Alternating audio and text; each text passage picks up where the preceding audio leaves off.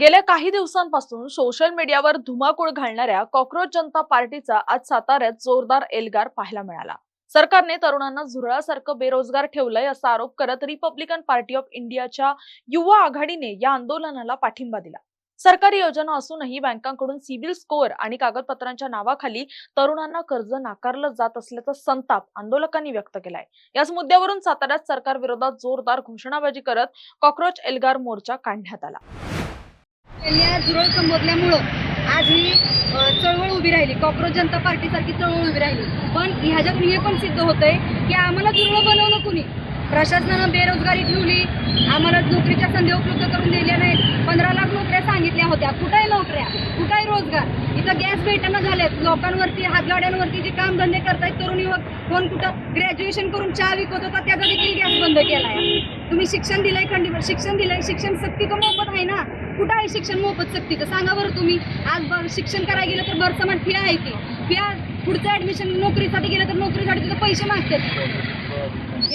एका सरकारी नोकरीसाठी आपण जर सर्वे केला तर किमान 1000 नोकऱ्या जर सरकारी असतील तर त्याला 27 आणि 28 30 हजार अर्ज असतात। यातनं रिक्रुटमेंट कुठं आहे? यातनं बेरोजगारीचं प्रमाण का वाढतंय?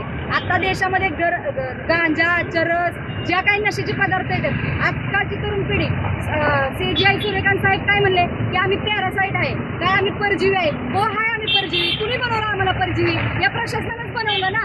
आज जर तुम्ही आम्हाला रोजगार दिले असते, संधी दिली असती, व्यावसायिक होण्यासाठी काहीतरी मार्ग दिले असते, लावलेत की शिबिरं तुम्ही मस्तपैकी CMEGP योजना लावली, PMEGP योजना लावली, कुठे ती योजना? नुसती टीव्हीवरती आहे।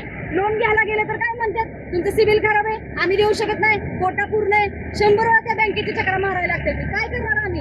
शेवटी जुरळ व्हायला लागलं ना। आम्हाला वाळवी नाही म्हणायचं, आम्ही किमान जुरळ तरी आम्हाला संबोधलं त्यांनी।